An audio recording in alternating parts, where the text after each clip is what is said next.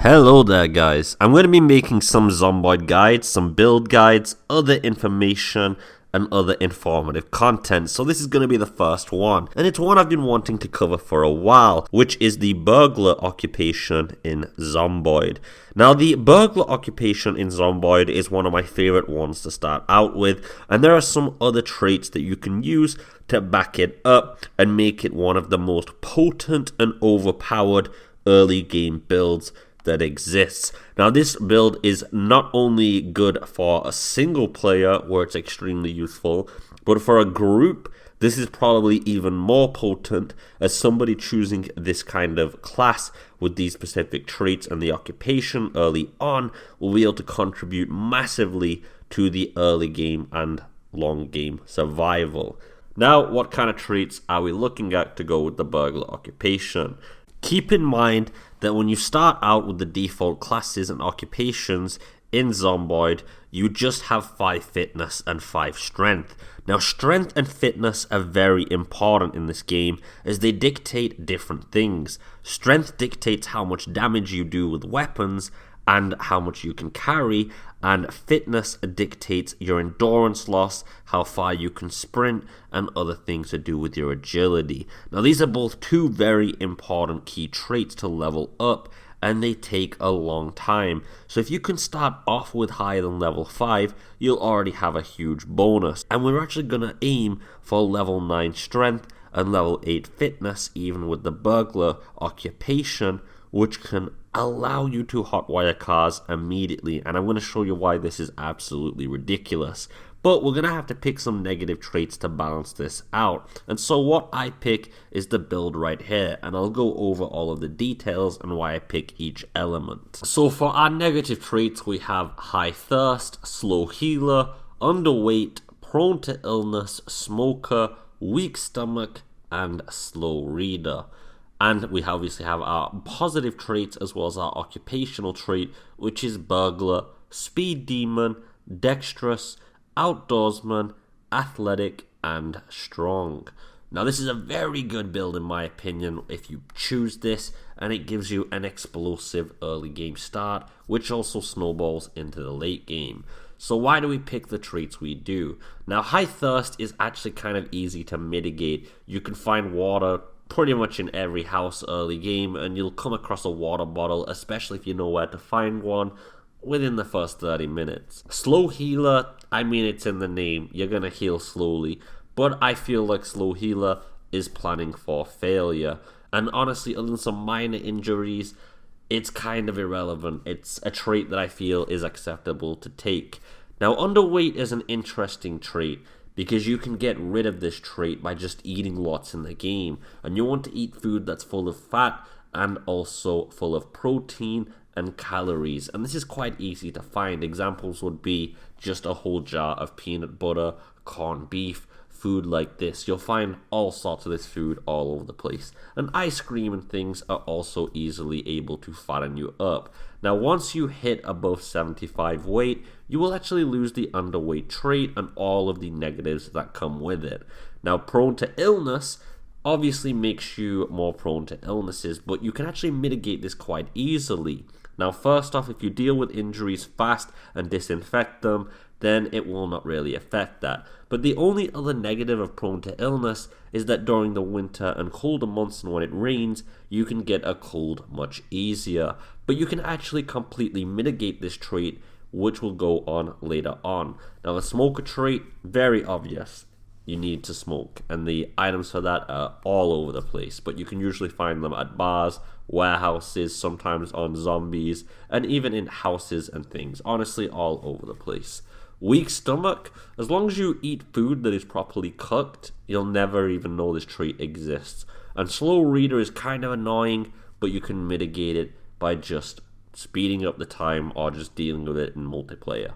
Now for our positive traits, we have burglar, and this allows us to hotwire cars immediately. Now there is another bonus, which is we get some stat boost to light-footed and your sneaking and stealth, and you can also make more attempts to open a window, but the hotwiring is why we really go for this.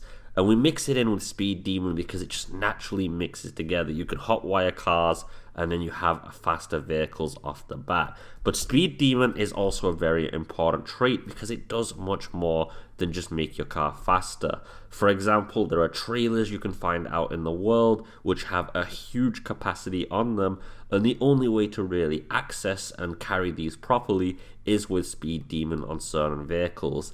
Actually, if you pick the Sunday Driver trait instead, you'll no longer even be able to haul these using certain vehicles, and so Speed Demon helps out in more ways than you'll imagine.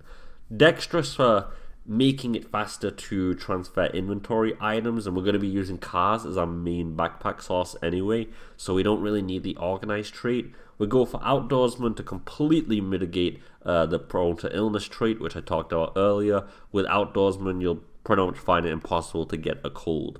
Now we have the athletic and strong trait, which is what we were looking for earlier. So now we have the ability to hotwire vehicles. We're pretty much immune to the cold and other environmental factors. We have really strong cars because of Speed Demon, and with athletic and strong, we're just super good early game. Now what can we do with this build? Let's demonstrate. Honestly, it kind of blew my mind. There was a vehicle right outside the starting house. Now I thought, honestly, I'm going to have to wait a while, and, you know, maybe this car's probably not going to work. But the key was actually in there, and that's the thing, guys. Always check the glove compartment, because the key was actually in this vehicle. But I just hotwired it anyway to show you guys. If the key wasn't there, I would have literally had the vehicle either way. I wouldn't have to worry about this. Now, the engine is a bit messed up, and this is something that you'll have to check for, is the engine. Now, you can actually check this in the vehicle mechanics department. But as you can see, there's like a car park right next to where I'm at. This is basically an amazing start to the game already. And I'm just going to use this car to go around, and I'm going to use it, and I'm going to use the horn on it. And this is going to allow me to basically haul the zombies around to wherever I want. Now, I don't want you guys to be watching like 50 minutes of me driving around here, so I've just sped up the clip to make it as fast as possible. I just didn't want to skip past it because I want to show you guys this is a very legitimate strategy, and I didn't do any tricks here. Like, as you can see, I just hauled the zombies around, walked to the parking lot, and then started hotwiring cars. And this is a perfect area because the zombies find it hard to pave in, as you'll see. And yeah, I kind of just have an easy time trying out the different vehicles here. Now, it will take you a while to find a car that's in a workable state and has gas in it also at the start of the game, but the fact is you will find one eventually right off the bat, and you can get the gas if you need one, which is usually what's missing, and I'll show how to get that later. But yeah, eventually I find a working car, and I just drive off, and now we have a better car. With a better engine in it, it's not going to cut out as much, and we've just got no gas. And you can just rinse and repeat this until you find a car that's either in good condition, or you can say go to a gas station, rehaul the zombies around, get a fuel canister, and then you kind of have any cars at your disposal almost at that time.